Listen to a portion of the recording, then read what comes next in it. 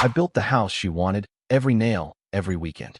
Then I heard her tell a friend, he's just comfortable. I was still holding the hammer. When I first started building the lake house, I thought I was building a future. Every nail, every plank of cedar, every weekend spent hauling supplies through the mud felt like a promise. To her, to us.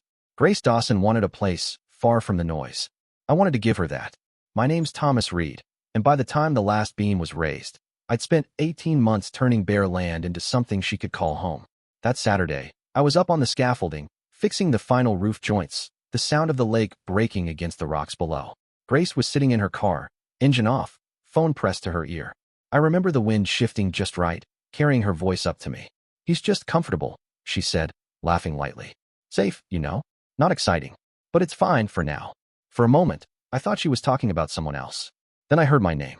I froze, hammer mid-swing. The metal dropped, clanging against the gravel below. My heartbeat started hammering louder than anything I'd built. I climbed down quietly. She didn't notice me. She was still talking. He thinks he's building our dream house. I just let him. It keeps him busy. That was the first time I realized silence could feel violent. I didn't yell, didn't throw anything. I just stood there, watching her smile through the windshield like nothing she said mattered. She ended the call and waved at me before driving off, unaware that every word had already reshaped something in me. That night, she came home cheerful, holding groceries, humming. I asked how her friend Kelly was, the one she said she'd been talking to earlier. She froze, only for a second, but it was enough. She's good, she said too quickly. Dinner was quiet. She mentioned staying at her mother's for the weekend to help with the renovation. The irony made my teeth ache.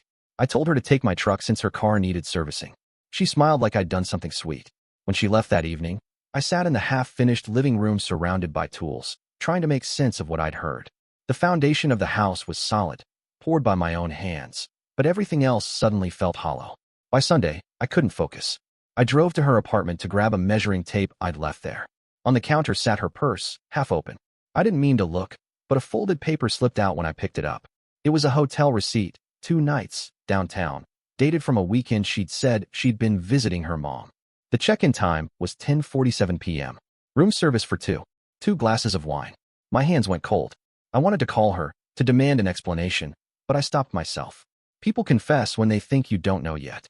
So I waited. That evening, she came back glowing. New perfume. A different shirt than the one she'd left in. I asked about her mom's renovation. She said it went great, that she even stayed at a hotel nearby to get better sleep. She smiled as she lied. The next morning, she left early for work. Something about her voice felt rehearsed, gentle, cautious, like she knew I'd caught the edges of something but hadn't yet grabbed it. I decided I wouldn't wait for her to tell me. At lunch, I stopped by the construction site again. The sun was brutal, but I kept hammering. Sweat mixed with sawdust. That's when my phone buzzed, a message from her laptop's synced email account. She'd once let me use it for building invoices, and I'd never logged out. The subject line read, "Can't stop thinking about last night." I opened it. It wasn't from me. No name in the message, just a single line. "Next time, let's not leave the light on." It felt too risky. I closed the laptop and sat back, breathing slow. I could already imagine who it might be. Her coworker, Eric Moore, the one she'd mentioned too often in passing. "He's harmless," she'd once said, laughing off a joke about how often they stayed late at the office. That night, I decided to confront her. When she got home, I was waiting by the table. She looked startled but masked it fast. I didn't ask nicely. I told her what I'd seen, the receipt, the email, the phone call. Her expression shifted like a storm cloud. Confusion, anger, then calm. Too calm. She said she wasn't cheating, that I was overreacting, that the email must have been work banter. I reminded her that work banter usually doesn't involve hotel stays. She sighed, looked at the floor, then said something that drained me completely. Maybe I just need space. Maybe I don't know what I want right now. It wasn't a confession. It was worse, a dismissal. Like everything I'd done for us was too small to matter. I didn't stop her when she walked out the door. The next morning, her car was gone, and so was her ring. But she'd left her laptop behind on the counter. For hours, I stared at it. Then I opened the photo folder labeled Client Notes. Inside, hundreds of pictures, floor layouts, design mock-ups, and buried between them, the truth.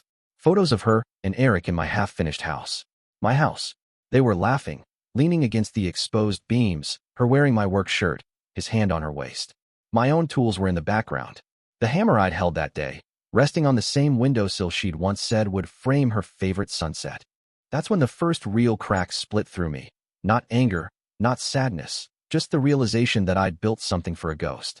I didn't throw the laptop. I didn't scream.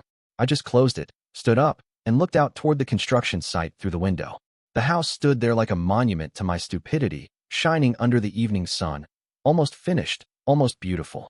I grabbed my keys and drove straight there. The smell of wood and dust filled the air. I walked through the skeleton of what was supposed to be our future. Her laughter echoed in my memory like it belonged to someone else. By the time I reached the back wall, I realized something strange. One of the new boards was missing. When I checked closer, I found fresh footprints on the sawdust. Someone had been there recently. I followed them to the back porch. A cigarette, but same brand Eric smoked, lay crushed near the deck rail. That was the moment everything snapped into alignment. Grace hadn't been visiting anyone. She'd been bringing him here, to the house I built, to our home. They'd used it before it was even finished. I sat on the porch until dark, listening to the wind move through the empty rooms. When I finally stood, I didn't feel broken anymore, just quiet. I didn't know it then, but that silence was the start of everything that would follow, the kind that comes before something truly destructive begins. And as I left that night, hammer still in hand, the words I'd heard from her earlier that week kept repeating in my head. He's just comfortable. I guess she was right. Until that moment, I had been. The next few days passed like fog. Everything blurred together except the sound of hammers and the smell of sawdust. I kept working on the house because I didn't know what else to do. Every nail I drove and felt like punishment. Every wall I finished reminded me of what she'd ruined. Grace didn't call. Not a text, not an apology. Her absence stretched across the house like an echo that refused to fade. I told myself I was done thinking about her, but then I'd catch myself checking my phone, waiting for something. Anything that could make sense of it. 3 days later, she appeared. Not at home, but at the construction site. I heard her car long before I saw it, crunching on the gravel driveway. She stepped out in a white blouse and sunglasses, like nothing had happened. "Thomas," she said, voice steady, too soft. She didn't come closer. I stayed on the porch, hammer in hand, same one I'd held when I first overheard her. "You lost something," I said. "It's inside. On the counter." She knew what I meant, the laptop. She walked past me without a word.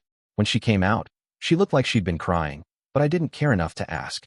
"I don't want things to end like this," she said finally. I just stared at her. She fumbled for words. "I made mistakes. I was confused.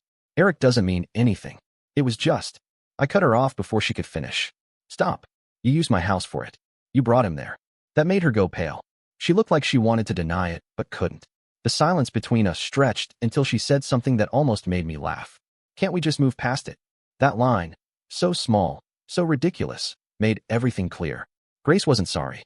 She was scared, not of losing me, but of losing what I provided. The stability, the safety. She tried to grab my arm. I pulled away. "Go," I said, "before I forget who I am." She left without another word. For a while, I thought that was the end. I kept working during the days and sleeping in the half-finished living room at night. The routine dulled everything, but then, one late evening, I got a message. It was from her. "We need to talk. Please." I ignored it. Then another came. "It's about the baby." I stared at the screen for a long time. She hadn't been pregnant before. My stomach twisted. She showed up the next morning, eyes red, voice trembling, carrying a folded test strip like a peace offering. "I found out last week," she said. "I was scared. I didn't want to tell you because of everything." It hit me in waves. Anger, disbelief, a flicker of guilt. She kept talking, saying it was mine, that she wanted to make things right. I didn't believe her, but I didn't show it. I just nodded and said we'd figure it out. She took that as hope. For 2 weeks, she started acting like nothing had happened. Texting me good mornings, dropping by the site with food, pretending to care about wall colors again. She told her friends we were working through things. I let her believe it. I didn't say yes, but I didn't say no either. I wanted her close enough to expose herself. During that time, I found out something new. My supplier, an old friend named Harold, mentioned offhand that Eric had been ordering lumber and fixtures too. When I asked what for, he said, "Oh, his new cabin project. Out by Ridgeview, right near your lake." My pulse started pounding. Eric had been building another place, so close I could have thrown a rock and hit it. The next day, I drove there under the pretense of checking on a bulk delivery.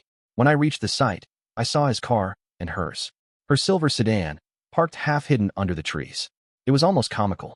Two people who thought they were clever meeting less than a mile from the man one of them had betrayed. I didn't confront them. Not yet. I turned around and drove home, heart steady for the first time in weeks. That night, I started making calls. To the bank, to the notary, to the county records office. Grace and I had joint accounts and shared the financing for the lake property. I'd built the house with my hands, but the deed and payments were in both our names. Her idea, so she could feel part of it. Now that would be her downfall. I restructured everything, slowly, quietly. I filed an ownership transfer, took control of the accounts, and redirected the next loan payment entirely under her name. On paper, she was about to own something she couldn't afford. Then I began the second step. I called her and told her I wanted to have a family reveal. I said I wanted her to invite her parents, her friends, even Eric if she wanted, to make things right. She cried on the phone, grateful, emotional. I told her I'd finish the house in time for the celebration. I did, but not in the way she expected. Over the next 3 weeks, I worked like I was possessed. The walls went up, the deck sealed, the fireplace polished. I even finished the bathroom she'd designed down to the last tile.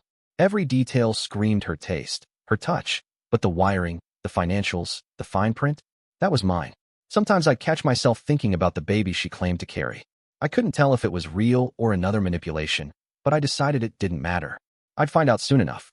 3 days before the event, Grace called to confirm. She was giddy. "You'll see," she said. "Things can go back to normal." I said nothing. That night, I drove by Eric's property again. It was dark, but I noticed something odd.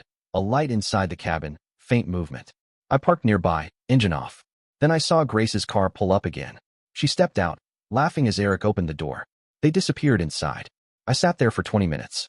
Then, quietly, I left.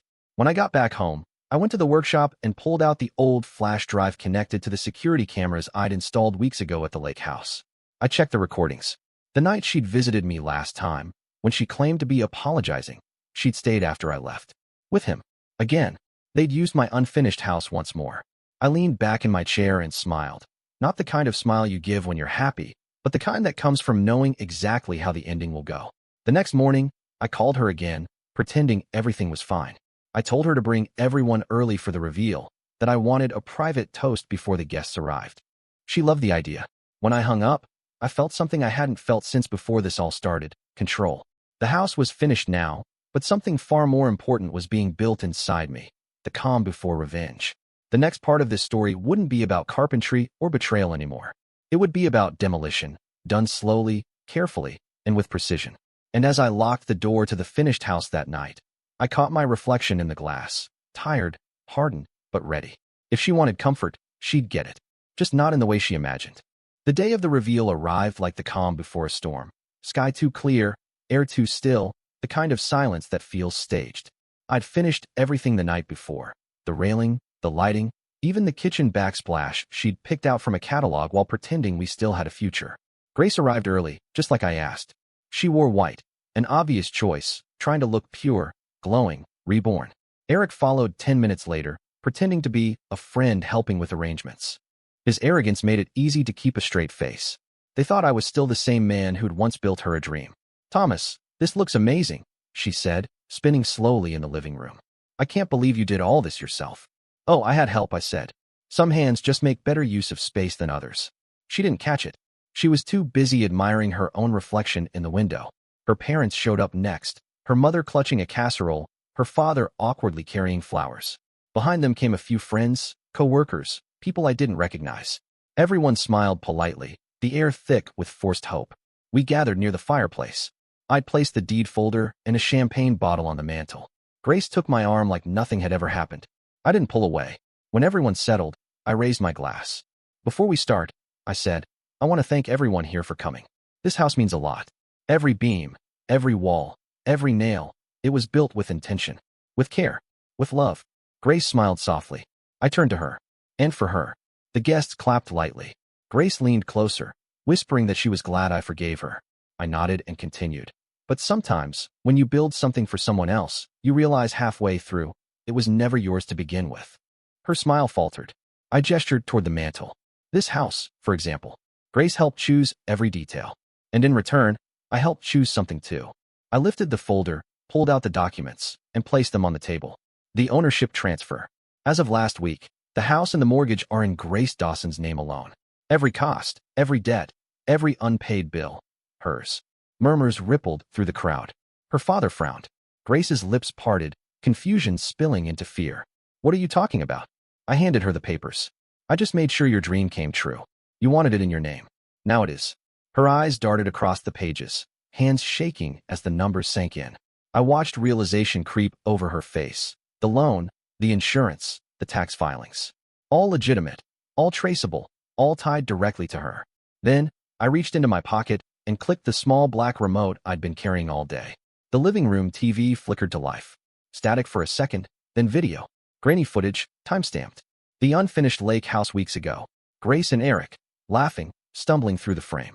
Her in one of my flannel shirts. Him shirtless. They kissed, oblivious to the camera tucked in the rafters. He said something about how the fool would never notice. The air left the room like it had been sucked out. Someone gasped. Grace froze, her hand covering her mouth, tears instantly replacing her confident mask. Eric took one step back, then another. Turn it off, she whispered. Thomas, please. But I didn't. I let it run another 10 seconds, enough for everyone to understand exactly what they were seeing. Then I clicked it off and set the remote on the table beside the champagne bottle. Her father's face had gone red. Her mother's hand dropped from the casserole dish. Eric mumbled something about it being a mistake and pushed past everyone toward the door. No one stopped him. Grace turned to me, trembling. Why would you do this? I looked at her calmly. Because you said I was comfortable. I wanted you to know how it feels to be truly uncomfortable for once.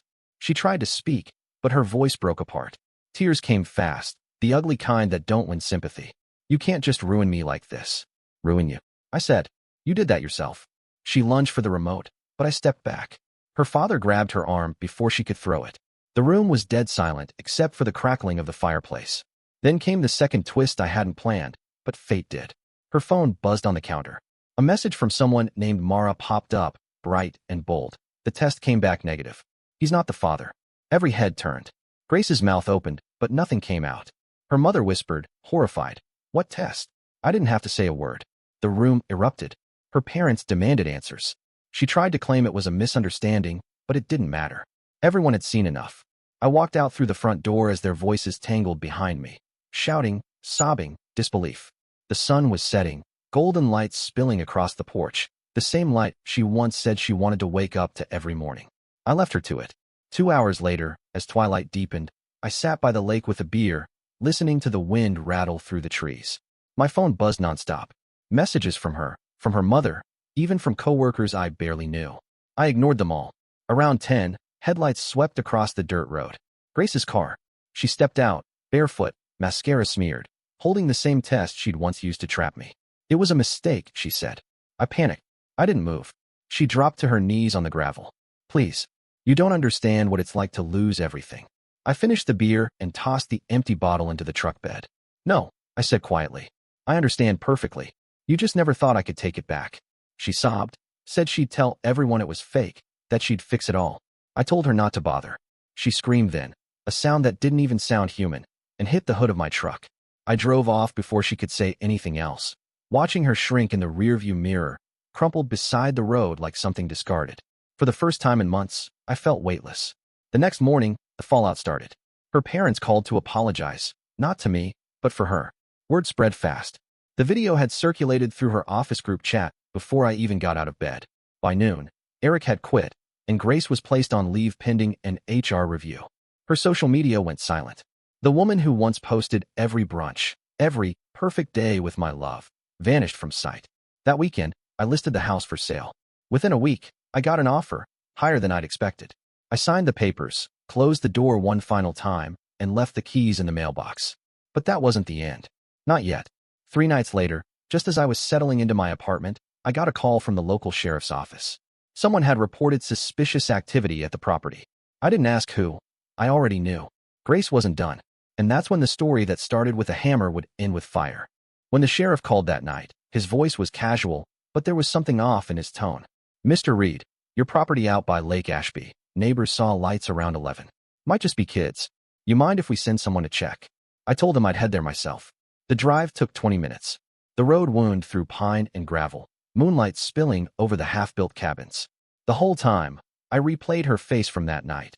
Her tears, her fury, the way she'd screamed that I'd destroyed her life. Maybe I had. But the truth was, she'd struck the first match long before the fire ever started. When I turned onto the property, my headlights caught the outline of her car. The driver's door hung open.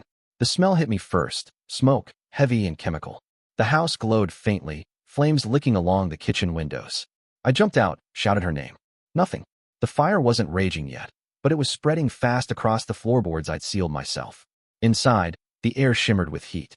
The curtains she'd chosen were already curling black at the edges. Then I saw her, Grace, crouched near the island, coughing, eyes wild. A bottle of lighter fluid rolled from her hand. She froze when she saw me. It was supposed to scare you, she rasped. Just the kitchen. I didn't mean. I pulled her up by the arm and dragged her outside. She stumbled, gasping for air.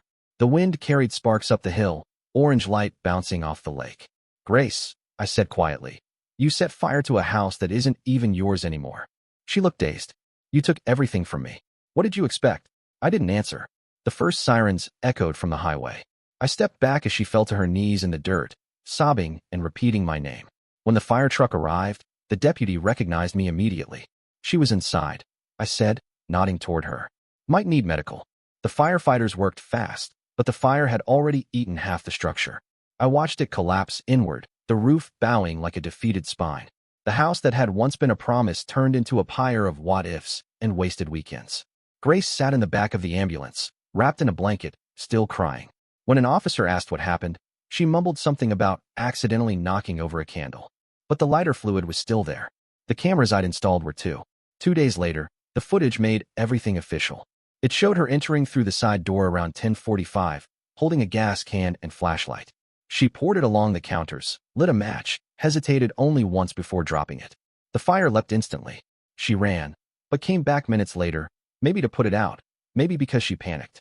Either way, it was enough. They charged her with arson, property destruction, and trespassing. Eric didn't show up at her hearing. Her parents tried to post bail, but the amount was high, and she'd already defaulted on her share of the mortgage, the same one I'd shifted entirely to her name. Her credit was wrecked, her accounts frozen. I didn't attend the trial. I didn't need to. The local paper covered it in a single paragraph. Former marketing consultant charged with attempted arson at lakeside property. Investigation ongoing. No one mentioned me by name. In a way, that was fitting. I'd built that house for her in full view of the world, and now it disappeared quietly, the same way our relationship had ended, slowly, silently, until nothing was left. A month later, I returned to the site. The foundation was scorched, black ash smeared across the stone path. The only thing still intact was the hammer I'd dropped the day I overheard her call. It was half buried near the deck, metal darkened from the heat. I picked it up and turned it over in my hand. The lake looked different now. The waterline had dropped, revealing rocks that used to stay hidden. Maybe that was poetic, truth surfacing once the illusion drained away. I sold the land for half its worth. Didn't care about the loss. The buyer was a local contractor who planned to build a rental cabin there. He asked if I wanted to stay on as consultant. I declined. Instead, I moved 2 towns over, near the coast. I rented a small workshop, started fixing old furniture, repairing cabins for people who didn't have the time. It wasn't glamorous, but it was quiet. Predictable. Clean. Some nights, though, I'd wake up and think I smelled smoke again. I'd lie there, eyes open, remembering her laugh echoing in that unfinished house. The way she said comfortable, like it was a curse. About 4 months after the fire, I got a letter. No return address, just my name written in neat handwriting I recognized instantly. I almost threw it away, but curiosity won. Inside, there was 1 page. Thomas, I think about that night every day. Not the fire, the rest of it. The house, the way you looked at me before I ruined everything. You were right. I used you. I thought love was something you could design and decorate. Turns out it's built differently. I don't expect forgiveness. I just wanted you to know I finally understand what you were trying to build. Grace. No apology. No promise. Just acknowledgement. I folded the letter and burned it in my workshop stove. Watched the paper curl into ash until it vanished. For the first time, I didn't feel anger. Only closure. In the months that followed, I rebuilt, slowly. Got a few steady clients. Word spread that I could fix anything. I even took on a young apprentice, a quiet kid named Sam who reminded me of myself years ago, before the bitterness, before Grace. One evening, while working late, Sam found the charred hammer sitting on my desk. He turned it over curiously. This one's seen some things, he said. Yeah, I told him. It's the only tool I never replaced. He laughed. Why keep it then? I looked at the hammer, the blackened handle, the worn steel, and said, because it reminds me that building and breaking aren't that different. It's all about intention. He nodded, probably not understanding, but I didn't explain. Outside, the sun dipped low over the water, casting long orange light across the floorboards. I opened the workshop window. The air smelled like salt, not smoke. That night, I wrote down something in a notebook I kept for sketches. Just a line, but it stayed with me. Some people build homes. Some people burn them. The trick is knowing which one you are before the first nail goes in. Years later, when business was steady and the lake house nothing but a memory, a realtor called asking if I wanted to see what had been done with the old property. I said yes. The new owner had turned it into 3 small cottages, rented out to weekend travelers. Clean, minimal, nothing left of what it used to be. But near the tree line, buried under the gravel, I noticed something half buried in the dirt. A piece of the original foundation stone, still marked with the initials I'd carved when I first started.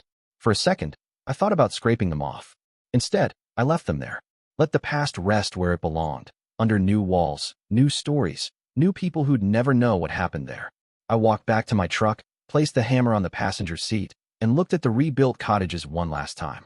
The house I'd built for her was gone, but the man who built it, the fool who believed in her, was gone too. And for the first time since that day on the scaffolding, when I'd heard her voice float up from below, I felt something close to peace.